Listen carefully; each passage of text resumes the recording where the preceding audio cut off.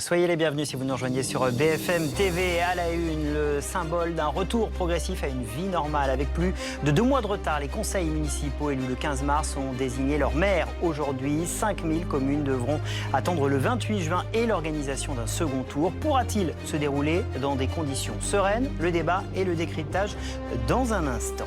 Et puis est-ce la fin du débat sur l'hydroxychloroquine? La très sérieuse revue de Lancet publie une étude basée sur 96 000 patients atteints du Covid. Le recours à la chloroquine semble inutile, voire dangereux. Olivier Véran demande au Haut Conseil de la Santé de statuer sur le maintien du recours à ce médicament dans les hôpitaux français. Et puis les témoignages se multiplient. De plus en plus de patients atteints du Covid-19 conservent dans la durée des symptômes de la maladie, difficulté à respirer, coup de fatigue. Amélie, 42 ans, nous racontera son quotidien 2 mois après avoir été contaminée.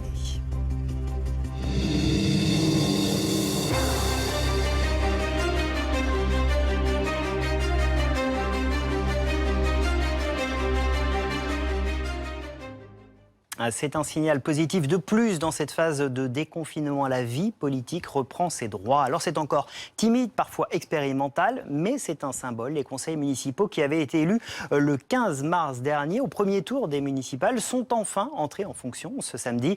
Ils ont pu élire leur maire dans des conditions forcément inédites. Aurore Villemur, Mathieu Guillemot avec Vitol de Stani.